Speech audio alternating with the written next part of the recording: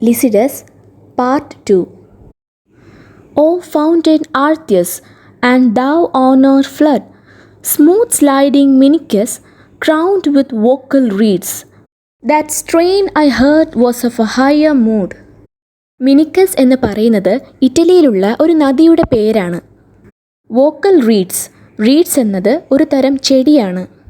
ആദ്യത്തെ ഭാഗത്ത് പറഞ്ഞതുപോലെ സമൂഹം ലളിതമായ കവിതകൾ എഴുതുന്ന കവികളെയായിരുന്നു ഇഷ്ടപ്പെട്ടിരുന്നത്.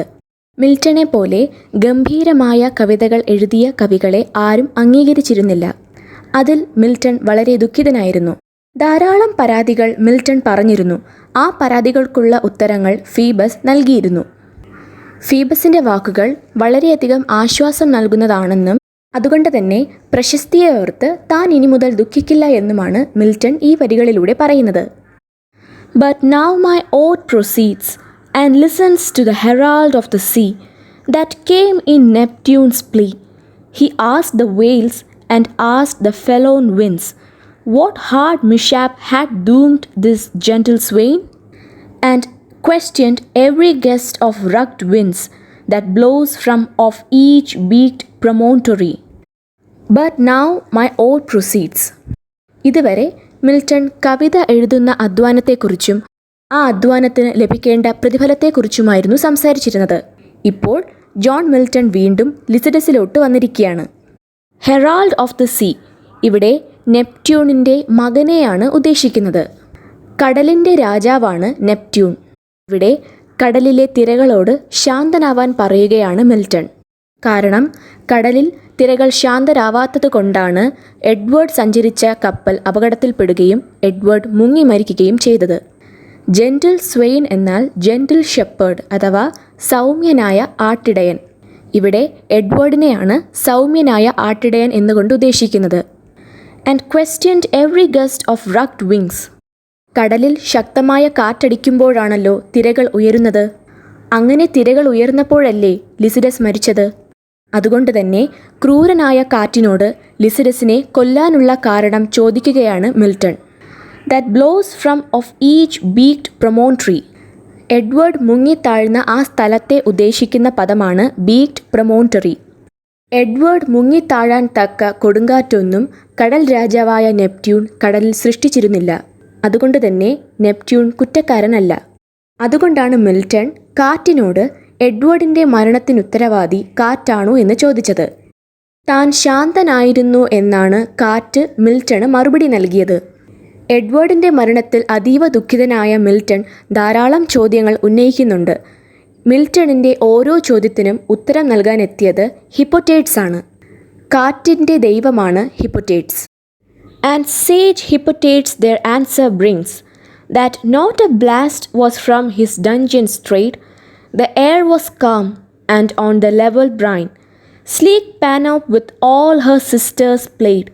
It was the fatal and perfidious bark, built in the eclipse and rigged with curses dark, that sung so low that scared head of thine. ഹിപ്പോറ്റേറ്റ്സ് കാറ്റിനെ തടങ്കലിൽ വച്ചിരിക്കുന്ന സ്ഥലമാണ് ഡഞ്ചിയൻ സ്ട്രേഡ്. തൻ്റെ തടങ്കലിൽ നിന്നും കാറ്റിനെ താൻ പുറത്തു വിട്ടിട്ടില്ല എന്നാണ് ഹിപ്പോറ്റേറ്റ്സ് പറയുന്നത്. ലിസിഡസ് മരിച്ച സമയത്ത് പ്രകൃതിയും സമുദ്രവും കാലാവസ്ഥയും വളരെ ശാന്തമായിരുന്നു എന്നാണ് ഹിപ്പോറ്റേറ്റ്സ് മറുപടി നൽകിയത്. ലിസിഡസിൻ്റെ മരണത്തിൽ കാറ്റ് കുറ്റക്കാരനല്ല എന്നാണ് ഹിപ്പോറ്റേറ്റ്സ് പറയുന്നത്. ലിസിഡസിൻ്റെ മരണത്തെക്കുറിച്ച് യാതൊന്നും അവർക്കറിവുള്ളതല്ല. Built in the eclipse and rigged with curses dark. ലിസിഡസിൻ്റെ മരണത്തിൻ്റെ യഥാർത്ഥ ഉത്തരവാദിയെയാണ് ഈ വരികളിൽ പറയുന്നത്. ശാപമേറ്റ കപ്പലായിരുന്നു ലിസിഡസിൻ്റെ മരണത്തിനുത്തരവാദി. ഗ്രഹണസമയത്ത് നിർമ്മിക്കപ്പെട്ട കപ്പലിലായിരുന്നു ലിസിഡസ് യാത്ര ചെയ്തത്. ഗ്രഹണസമയത്ത് എന്ത് തന്നെ നിർമ്മിച്ചാലും അത് നിർഭാഗ്യമേ കൊണ്ടുവരികയുള്ളൂ.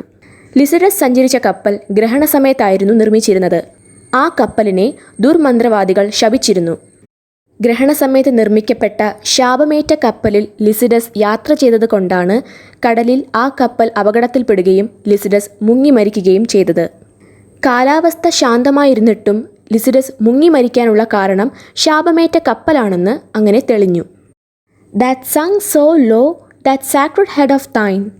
അപകടത്തിൽപ്പെട്ട ലിസിഡസിൻ്റെ ശരീരം കടലിൻ്റെ ആഴത്തിലേക്ക് മുങ്ങിത്താന്നു. Next Camus, Reverend Sir, went footing slow, his mantle hairy and his bonnet sedge, involved with figures dim and on the edge, like to that sanguine flower inscribed with woe. Ah, who hath reft my dearest pledge? Last came and last did go. ഇവിടെ ലിസിഡസിൻ്റെ മരണത്തിൽ വിലപിക്കുന്നവരെക്കുറിച്ചാണ് പറയുന്നത്. Camus എന്നത് നദികളുടെ ദൈവമാണ്. Cam എന്ന നദിയുടെ തീരത്താണ് Cambridge university സ്ഥിതി ചെയ്യുന്നത്. ക്യാമസ് എന്ന പദം വഴി അല്ലെങ്കിൽ റിവർ ക്യാം എന്ന പദം വഴി എഡ്വേർഡിൻ്റെ മരണത്തിനോടുള്ള കാംബ്രിഡ്ജ് യൂണിവേഴ്സിറ്റിയുടെ വിലാപം മിൽട്ടൺ വ്യക്തമാക്കുന്നു. His mantle hairy and his bonnet sedge. Mantle hairy എന്നാൽ കാംബ്രിഡ്ജ് യൂണിവേഴ്സിറ്റിയിലെ അധ്യാപകൻ ധരിക്കുന്ന ഗൗണാണ്. ബോണറ്റ് സെഡ്ജ് എന്നാൽ കാംബ്രിഡ്ജ് യൂണിവേഴ്സിറ്റിയുടെ emblem. Like to that sanguine flower. Sanguine flower എന്നാൽ ഹയാസിന്ത്. അപ്പോളോയുടെ ഏറ്റവും പ്രിയപ്പെട്ട വ്യക്തിയായിരുന്നു ഹയാസിന്തസ്. അപകടവശാൽ അപ്പോളോയുടെ കൈയാൽ ഹയാസിന്തസ് കൊല്ലപ്പെട്ടു. ഹയാസിന്തസിൻ്റെ രക്തത്തിൽ നിന്നും അപ്പോളോ നിർമ്മിച്ച പുഷ്പമാണ് സാങ്ക്വിൻ ഫ്ലവർ അഥവാ ഹയാസിന്ത്. മരണാനന്തര ചടങ്ങുകൾക്കും ശവപ്പെട്ടിയിൽ വയ്ക്കാനും അനുയോജ്യമായ പുഷ്പമാണ് സാങ്ക്വിൻ ഫ്ലവർ. ഹയാസിന്തസിൻ്റെ രക്തത്തിൽ നിന്നും നിർമ്മിച്ച പുഷ്പമായതുകൊണ്ട് തന്നെ സാങ്ക്വിൻ ഫ്ലവറിനെ ബ്ലഡ് റെഡ് ഫ്ലവർ എന്നും അറിയപ്പെടുന്നുണ്ട്. പ്രതീക്ഷയുടെ പുഷ്പം കൂടിയാണ് സാങ്ക്വിൻ ഫ്ലവർ. എഡ്വേർഡിൻ്റെ മരണത്തിൽ കാംബ്രിഡ്ജ് യൂണിവേഴ്സിറ്റി മുഴുവനും വിലപിക്കുകയാണ്. ആ വിലാപത്തിൽ പങ്കുചേർന്ന ഒരു അധ്യാപകൻ്റെ വേഷവിധാനങ്ങളാണ് ഈ വരികളിൽ വ്യക്തമാകുന്നത്. Who hath reft my dearest pledge. എൻ്റെ പ്രിയപ്പെട്ട പുത്രനെ എന്നിൽ നിന്നും അകറ്റിയതാര് എന്ന് ആ അധ്യാപകൻ വിഷമത്തോടെ ചോദിക്കുകയാണ്. Last came and last did go. വിലപിക്കുന്ന വ്യക്തിയെപ്പോലെ അവസാനമാണ് വന്നത്, അതുപോലെ തന്നെ അവസാനമാണ് അവിടെ നിന്നും മടങ്ങിയത്. The pilot of the Galilean lake, 2 massy cases he bore of metals twain. He shook his miltered locks and stern bespake, How well could I have spared for thee young. ഇവിടെ പൈലറ്റ് ഓഫ് ഗലീലിയൻ ലേക്ക് എന്നുകൊണ്ട് ഉദ്ദേശിക്കുന്നത് saint പീറ്ററിനെയാണ്. സ്വർഗരാജ്യത്തിൻ്റെ താക്കോൽ യേശു ഏൽപ്പിച്ച അതേ saint Peter. He shook his mitred locks. പള്ളിയിലെ ബിഷപ്പ് ധരിക്കുന്ന ഒരു തരം തൊപ്പിയാണ് mitred locks. Enow of such as for their belly's sake creep and intrude and climb into the fold. Of other care their little reckoning make, then how to scramble at the shearer's feast and show away the worthy bidden guest.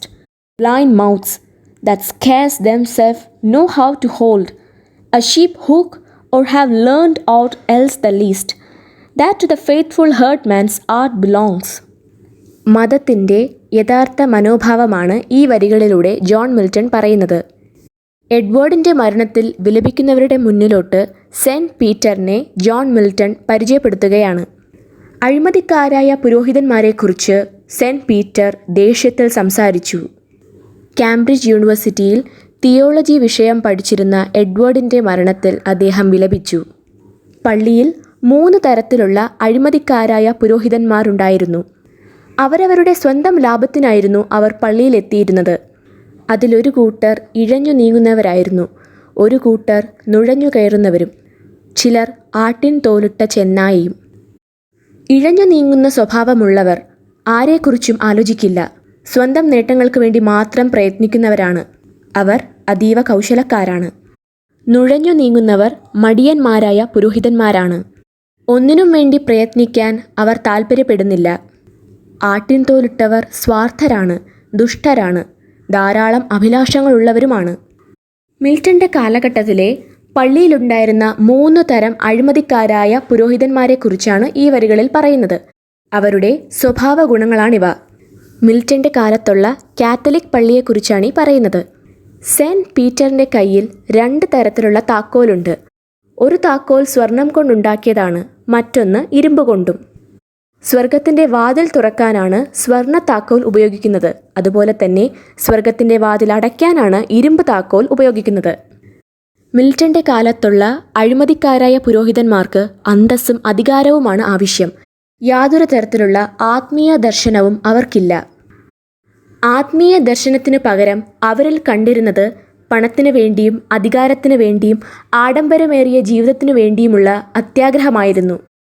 വിരുന്നു സൽക്കാരത്തിൽ ആർത്തിയോടെ ഭക്ഷണം കഴിക്കുന്ന അതിഥിയോടൊപ്പമാണ് Milton അഴിമതിക്കാരായ പുരോഹിതന്മാരെ താരതമ്യം ചെയ്യുന്നത്. കാരണം ജനങ്ങളുടെ നന്മ നോക്കാതെ പുരോഹിതന്മാർ സ്വന്തം ലാഭത്തിനു വേണ്ടി, സ്വന്തം ഇഷ്ടത്തിനു വേണ്ടി അഴിമതികൾ നടത്തുന്നു. ബ്ലൈൻഡ് മൗത്ത് എന്നുകൊണ്ട് ഉദ്ദേശിക്കുന്നത് ഈ അഴിമതിക്കാരായ പുരോഹിതന്മാരെയാണ്. സഭയുടെ ആത്മീയ വശത്തെ അവഗണിക്കുക, തെറ്റായ സിദ്ധാന്തങ്ങൾ പിന്തുടരുക, അവർ പ്രസംഗിക്കുന്നത് പോലും വിഷമാണെന്നാണ് മിൽട്ടൺ പറയുന്നത്. ഈ കാരണം കൊണ്ടാണ് പുരോഹിതന്മാരെ ബ്ലൈൻഡ് മൗത്ത് എന്ന് മിൽട്ടൺ പറയാൻ കാരണം. മാത്രമല്ല ഇവർക്കുള്ള ശിക്ഷ ദൈവം വിധിക്കുമെന്നും അദ്ദേഹം പറയുന്നു. What recks it them? What need they? They are sped, and when they list their lean and flashy songs, great are their scrannel pipes of wretched snow. The hungry sheep look up and are not fed, but swollen with wind and the rank mist they draw, rot inwardly and foul contagion spread. Besides what the grim wolf with privy paw daily devours apace, and nothing said, but that two-handed engine at the door stands ready to smite once and smite no more. What recks it them? പുരോഹിതന്മാർ എന്താണ് ശ്രദ്ധിക്കുന്നത്? അവർ ഒന്നിനെക്കുറിച്ചും ശ്രദ്ധാലുവല്ല. സ്വന്തം നേട്ടത്തിനു പിന്നിൽ സഞ്ചരിക്കുന്നവരാണവ. Scrannel pipes എന്നാൽ smoking pipes. The hungry sheep look up and are not fed. മതപരമായി നോക്കുമ്പോൾ ഈ പുരോഹിതന്മാർ ശൂന്യരാണ്. മതപരമായ ആത്മീയപരമായിട്ടുള്ള പാഠങ്ങൾ അവരെ പഠിപ്പിക്കേണ്ടതായിട്ടുണ്ട്. പുരോഹിതന്മാർ അവർ നേടുന്ന ലാഭത്തിൽ മാത്രമാണ് ശ്രദ്ധിക്കുന്നത്. Foul contagion spread. ഈ പുരോഹിതന്മാർ പലപ്പോഴും വിശ്വാസികളിലേക്ക് അഴിമതി പടർത്താറുണ്ട്. Rank mist they draw. വിശ്വാസികളിൽ വാവഴി അഴിമതി പടർത്തുന്നു എന്നാണ് മിൽട്ടൺ പറയുന്നത്. അതായത് ഈ പുരോഹിതന്മാർ പ്രസംഗിക്കുന്നത് പോലും വിഷം നിറഞ്ഞതാണ്, അഴിമതി നിറഞ്ഞതാണ്. Grim wolf. ഇവിടെ വൂൾഫ് കൊണ്ട് അർത്ഥമാകുന്നത് മിൽട്ടൻ്റെ കാലഘട്ടത്തിലെ റോമൻ കാത്തലിക് ചർച്ചാണ്. Two handed engine. Two handed engine എന്നാൽ ഒരു വാളാണ്. A sword. രണ്ട് കൈകൊണ്ട് ഉപയോഗിക്കേണ്ട ഒരു ആയുധമാണ് ടു ഹാൻഡഡ് എൻജിൻ. പള്ളിയിൽ പുരോഹിതന്മാർ ധാരാളം അഴിമതികൾ നടത്തുന്നുണ്ട്. ഒരു മനുഷ്യനിൽ നിന്നും മറ്റൊരു മനുഷ്യനിലോട്ട് അവർ ആ അഴിമതി പടർത്തുകയാണ്. പക്ഷേ ഒരു ദിവസം അവരുടെ തെറ്റ് കണ്ടുപിടിക്കപ്പെടും. അന്ന് അവരെ പള്ളിയിൽ നിന്നും പുറത്താക്കുമെന്നാണ് മിൽട്ടൺ പറയുന്നത്. അപ്പോൾ ടു ഹാൻഡഡ് എൻജിൻ അഥവാ രണ്ട് കൈകൊണ്ട് ഉപയോഗിക്കുന്ന ആ ആയുധം ഉപയോഗിച്ച് പള്ളിയിൽ നിന്നും പുരോഹിതന്മാരെ, അഴിമതിക്കാരായ പുരോഹിതന്മാരെ മുറിച്ചു മാറ്റുമെന്ന് കവി പറയുന്നു. നവീകരണമാണ് ഈ അഴിമതിക്കുള്ള ഏക പരിഹാരം. Return Alpheus, the dread voice is past, that shrunk by streams, return Sicilian muse, and call the whales and bid them hither cast, their bells and florets of 1,000 hues. ഇതുവരെ ജോൺ മിൽട്ടൺ അഴിമതിക്കാരായ പുരോഹിതന്മാരെക്കുറിച്ചും പള്ളിയെക്കുറിച്ചുമായിരുന്നു സംസാരിച്ചിരുന്നത്. ഈ ഭാഗത്ത് വെച്ച് John Milton വീണ്ടും ലിസിഡസിലോട്ട്, Edward കിങ്ങിലോട്ട് തിരിച്ചു വന്നു. ആൽഫിയസ് എന്ന് പറയുന്നത് ഗ്രീസിലെ വലിയ ഒരു നദിയാണ്. അപ്പോൾ ഞാൻ നേരത്തെ പറഞ്ഞ പോലെ ഇത്രയും നേരം പുരോഹിതന്മാരെക്കുറിച്ചും അവരുടെ അഴിമതികളെക്കുറിച്ചുമായിരുന്നു സംസാരിച്ചു കൊണ്ടിരുന്നത്. ഇപ്പോൾ വീണ്ടും ലിസിഡസിലോട്ട് വന്നിരിക്കുകയാണ്. അപ്പോൾ വീണ്ടും തിരിച്ച് പാസ്ട്രൽ എലഗി എഴുതാൻ വേണ്ടി ആൽഫിയസ് എന്ന് പറയുന്ന നദിയുടെ സഹായം അഭ്യർത്ഥിക്കുകയാണ് ജോൺ മിൽട്ടൺ. തിരിച്ച് വീണ്ടും പാസ്ട്രൽ എലഗിയിലോട്ട് തിരിച്ചു പോകാൻ ആൽഫിയസിൻ്റെ മാത്രമല്ല സിസിലിയൻ മ്യൂസിൻ്റെ കൂടെ സഹായം അഭ്യർത്ഥിക്കുകയാണ് ജോൺ മിൽട്ടൺ. വീണ്ടും പാസ്ട്രൽ എലഗി എഴുതാൻ അദ്ദേഹത്തിന് ചില ബുദ്ധിമുട്ടുകളുണ്ട്. അതുകൊണ്ടാണ് ആൽഫിയസിൻ്റെയും സിസിലിയൻ മ്യൂസിൻ്റെയും ഒക്കെ സഹായം ജോൺ മിൽട്ടൺ അഭ്യർത്ഥിക്കാൻ കാരണം. The bells and florets of 1,000 hues. Hues എന്നാൽ നിറങ്ങൾ. കവിത എഴുതാൻ വേണ്ടി മാത്രമല്ല മിൽട്ടൺ മ്യൂസസിൻ്റെ സഹായം അഭ്യർത്ഥിക്കുന്നത്. എഡ്വേർഡ് കിങ്ങിൻ്റെ ശവപ്പെട്ടി അലങ്കരിക്കാൻ പല നിറത്തിലുള്ള പുഷ്പങ്ങൾ ശേഖരിക്കണമെന്നുകൂടി മ്യൂസസിനോട് ജോൺ മിൽട്ടൺ ആവശ്യപ്പെടുകയാണ്. Ye valleys, low where the mild whispers use of shades and wanton winds and gushing brooks, on whose fresh lap the swart star sparely looks.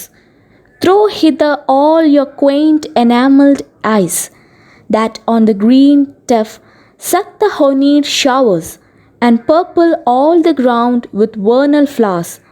Bring the wreath primrose that forsaken dies, the tufted crowtow and pale jasmine, the white pink and the pansy freaked with jet, the glowing violet, the musk rose and the well-attired woodbine, with cow's lips want the hang the pensive head, and every flower that sad embroidery wears.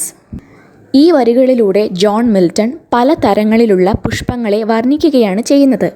Edward കിങ്ങിൻ്റെ ശവപ്പെട്ടി അലങ്കരിക്കാനും ആ ശവപ്പെട്ടിയിൽ അർപ്പിക്കാനും വേണ്ടി പലതരത്തിലുള്ള പുഷ്പങ്ങൾ John മിൽട്ടണ് ആവശ്യമാണ്. ഏതൊക്കെ പുഷ്പങ്ങളാണ് വേണ്ടത് എന്നുള്ള ഒരു വിവരണം പലതരത്തിലുള്ള പുഷ്പങ്ങളെ വിവരിക്കുകയും ആ പുഷ്പങ്ങളുടെ വർണ്ണനയുമാണ് ഈ വരികളിലൂടെ ജോൺ മിൽട്ടൺ ഉദ്ദേശിക്കുന്നത്.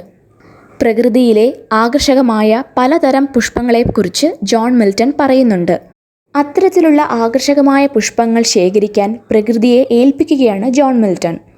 പർപ്പിൾ നിറത്തിലുള്ള പുഷ്പങ്ങൾ, തേൻ പുഷ്പങ്ങൾ, അങ്ങനെ പല നിറത്തിലുള്ള പല ഗുണങ്ങളുള്ള പുഷ്പങ്ങൾ ജോൺ മിൽട്ടണ് ആവശ്യമാണ്. കടും നിറമുള്ള പുഷ്പങ്ങളാണ് ജോൺ മിൽട്ടൺ തിരഞ്ഞെടുക്കാൻ ആഗ്രഹിക്കുന്നത്. ഇളം നിറമുള്ള പുഷ്പങ്ങളെ അദ്ദേഹം പരിഗണിക്കുന്നില്ല.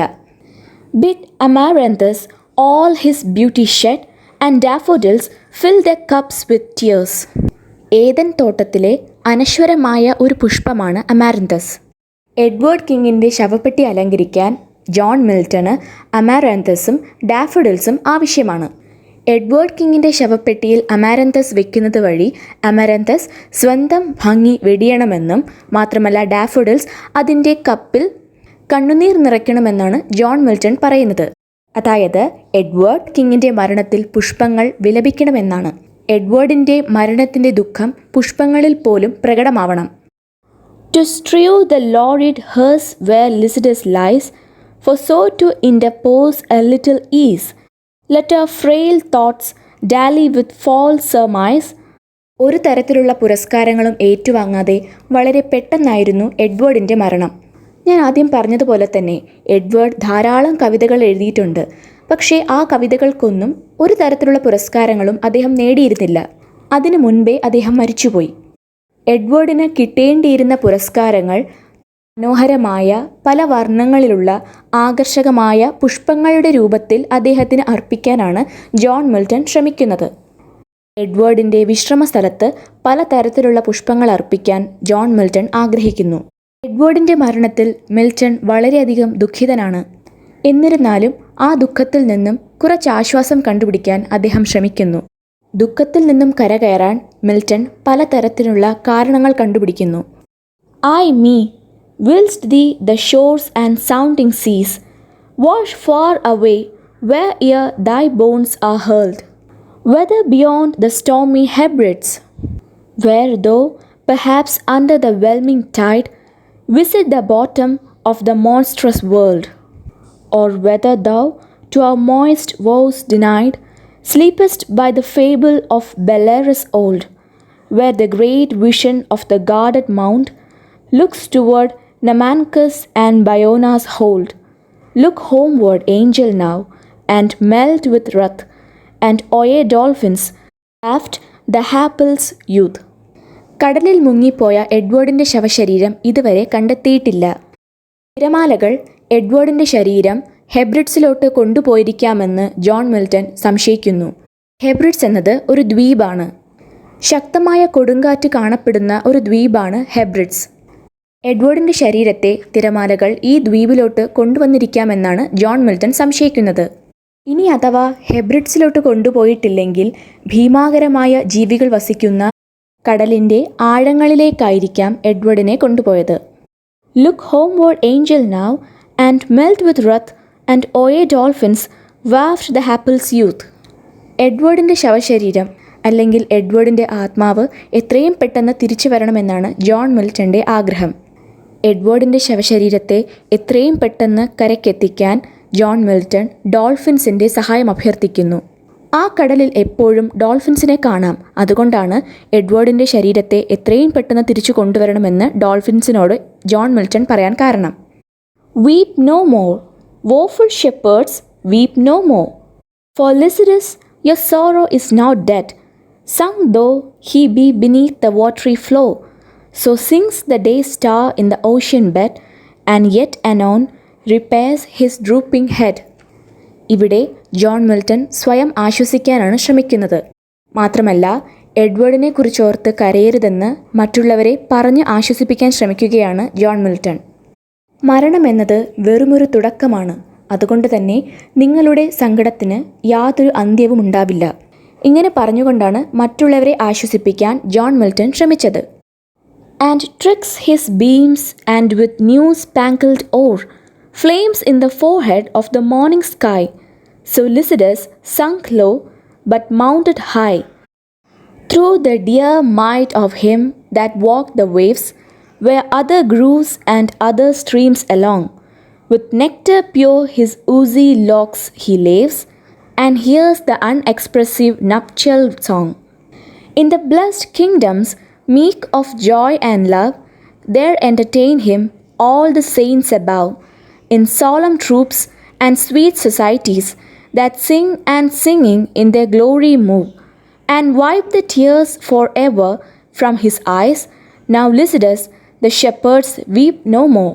Henceforth thou art the genius of the show, in thy large recompense, and shalt be good to all that wander in that perilous flood. എഡ്വേർഡിൻ്റെ മരണത്തിൽ അതീവ ദുഃഖിതനായ മിൽട്ടൺ അദ്ദേഹം മുങ്ങിത്താഴ്ന്നെങ്കിലും ഇപ്പോഴും മരിച്ചിട്ടില്ല എന്ന് വിശ്വസിക്കുന്നു. മാത്രമല്ല മരണം ജീവിതത്തിൻ്റെ അവസാനമല്ല എന്ന് സ്വയം ആശ്വസിക്കാൻ ശ്രമിക്കുന്നു. വാക്ക്ഡ് ദ വേവ്സ് ഇവിടെ കടലിനു മീതെ നടന്ന യേശുവിനെ കുറിച്ചാണ് പറയുന്നത്. തിരമാലകൾ വഴി എഡ്വേർഡ് സ്വർഗരാജ്യത്തെത്തി എന്നാണ് ജോൺ മിൽട്ടൺ പറയുന്നത്. എഡ്വേർഡിൻ്റെ മുടിയിലുടനീളം ചെളി പറ്റിപ്പിടിച്ചിരിക്കുന്നു. കടലിൽ അപകടത്തിൽപ്പെട്ടപ്പോൾ എഡ്വേർഡ് കടലിൻ്റെ ആഴത്തിലോട്ട് പോയി. അങ്ങനെയാണ് എഡ്വേർഡിൻ്റെ മുടിയിൽ ചെളി പറ്റിപ്പിടിക്കാൻ കാരണം. ആ ചെളിയെല്ലാം കഴുകിക്കളയേണ്ടതായിട്ടുണ്ട്. സ്വർഗത്തിലെ മാലാഖമാരെ സ്വന്തം കവിതകളാൽ വിനോദത്തിലേർപ്പെടുത്താൻ എഡ്വേർഡിന് സാധിക്കും.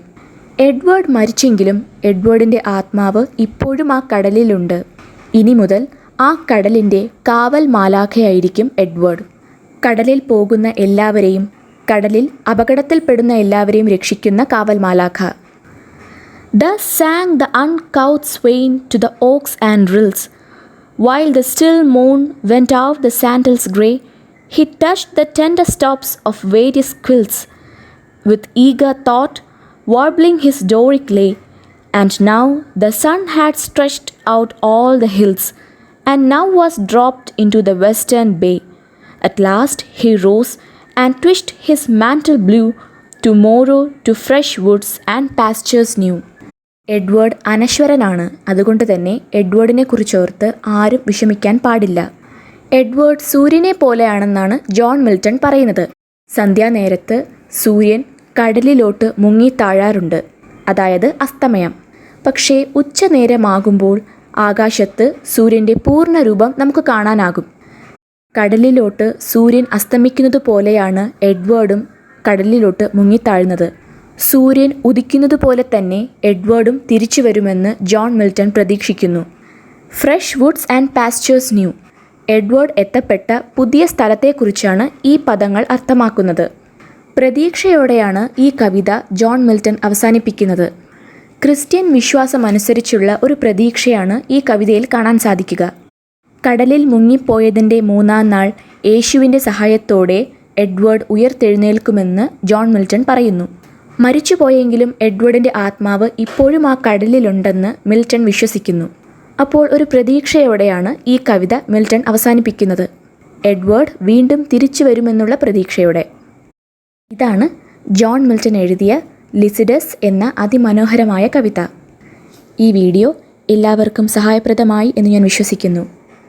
Thank you.